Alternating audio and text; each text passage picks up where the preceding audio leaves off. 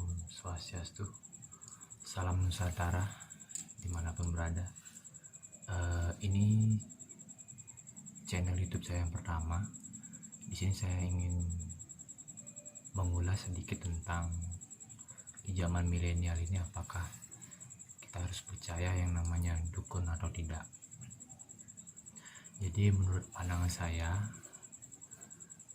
dukun atau balian tapakan ya secara milenial itu banyak orang mempersepsikan dukun itu nyeleneh. Apa artinya ya?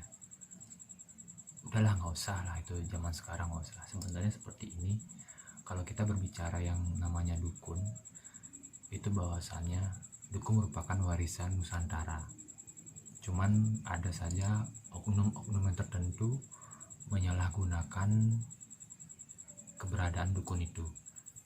Misalnya digunakan untuk bisnis, digunakan untuk mencari kepuasan tertentu, misalnya dalam tanda kutip ya, yang viral mungkin dukun tit, nah seperti itu.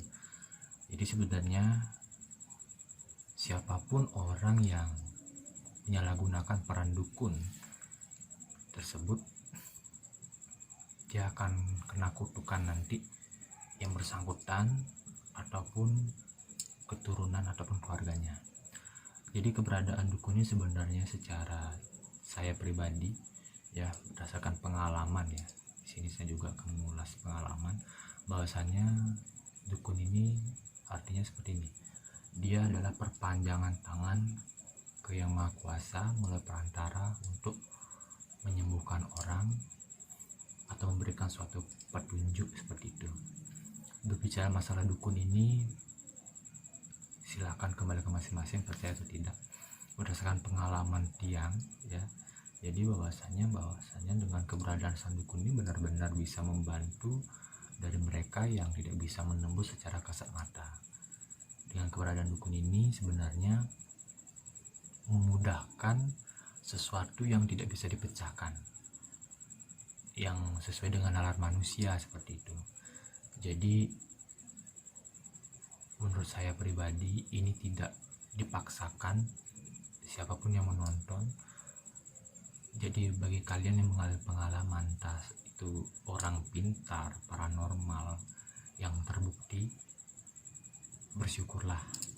Jadi kalian ada kesempatan melalui perantaranya untuk mendapatkan suatu petunjuk atau kesembuhan.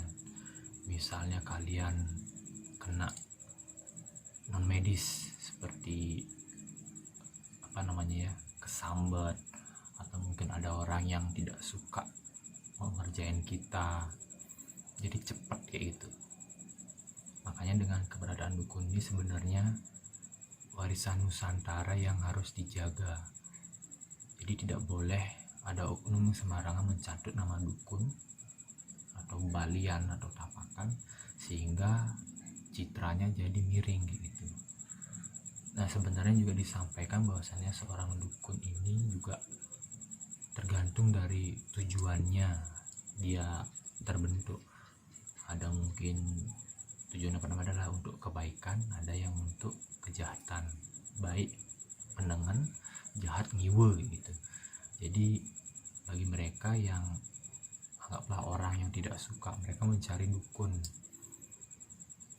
pengiwe untuk mencelakai si A, untuk mencelakai si B gitu, karena dia nggak suka atau iri gitu. Jadi itu yang dilakukan. Terus dukun penengen, dia yang tugasnya mengobati, minta izin lunasang istilahnya, kalau ada pasien sakit kayak gitu, diberikan petunjuk, mungkin ada dengan percikan sebuah air tirta atau mungkin sebuah paice disentuh, dipegang, bisa keluar.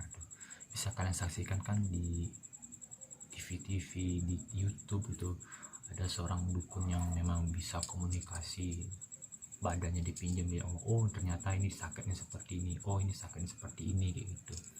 Jadi pesan dari kami atau dari saya ya secara pribadi, kalau kalian itu yang tidak percaya dukun itu lebih baik jangan meremehkan, apalagi kalian yang ada di Bali gitu. Itu merupakan warisan leluhur. Yang kedua, bagi kalian yang meyakini, pastikan itu Balian atau dukunnya memang benar tulus membantu, jadi tidak minta mahar. Seperti memang kalau ngatur rangaya membantu ikhlas itu memang bantu, jadi tolong kayak gitu, karena orang ini minta tolong karena sakit seperti itu. Jadi pesan saya, kalau kalian misalnya sakit yang tidak sembuh-sembuh, itu untuk yang meyakini ya, jadi harus diseimbangkan medis dan non medis. Kadang kita ke medis cek ya, dicek nggak ada apa gitu. Itu tanda tanya sebenarnya. Cek di non medis ternyata ada orang usil atau kita kesambut itu.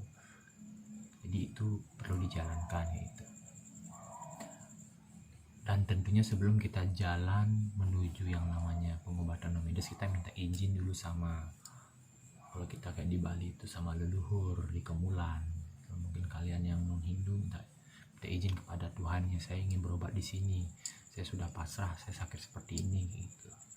Jadi sebenarnya keberadaan dukun ini bagi mereka meyakini sangat berperan penting, karena di zaman milenial ini pun tidak bisa dipungkiri, orang juga memanfaatkan oknum dukun untuk mencelakai kadang rekan kerjanya, kadang rekan sejawatnya, kadang di keluarganya gitu. Jadi mau tidak mau kita juga harus berdoa, sembahyang, dekatkan diri kepada Tuhan Yang Maha Esa, Ide Sang Yang Dewasa, mohon restu ide leluhur dimanapun juga, agar kita dilindungi dari oknum-oknum yang tidak suka. Makanya kita harus hati-hati juga berkata, berbuat, biar tidak menimbulkan yang namanya ketersinggungan. Kadang maksud kita baik, dia tidak terima, dia melakukan hal sesuatu yang kata istilahnya menyakiti tanpa menyentuh, dan itu memang benar ada. Berdasarkan pengalaman saya pernah mengalami hal seperti itu. Jadi saya tidak ambil pusing, saya berdoa, biarkanlah beliau ide yang membalasnya nanti. Jadi sekali lagi, di zaman milenial ini, apa kita percaya dukun? Saya pribadi, saya meyakini dengan keberadaan mereka kita bisa selamat dalam hal-hal yang tidak bisa kita tembus dengan kasat mata. Karena mereka yang ingin menyakiti pun juga memanfaatkan fasilitas ini. Ada yang dukun yang ke kiwe atau yang jahat untuk mencelakai. Jadi itu saja mungkin dari saya.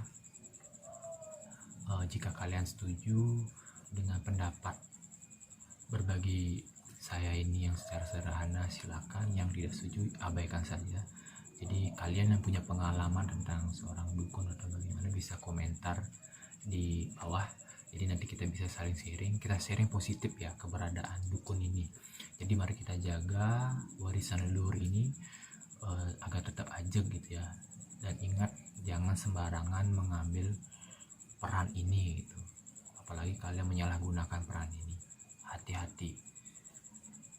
Hukum secara niscaya menanti, kalian akan dikutuk. Keturunan kalian bagi kalian menyalahgunakan, baik itu kalian mengaku menjadi dukun atau menyalahgunakan. Tapi semua itu sudah diatur olehnya, kita hanya menjalaninya dan berusaha dan meyakini. Ingat, yang paling penting jangan pernah meremehkan. Kalau kita tidak tahu, lebih baik kita diam. Seperti itu. Oke, mungkin itu saja dari saya. Mungkin selanjutnya nanti akan kita lanjutkan share berbagi yang lain. Semoga apa yang saya paparkan secara sederhana ini mungkin bisa bermanfaat kepada para penonton. Itu saja, saya akhiri. Om Santi Santi Santi. Terima kasih.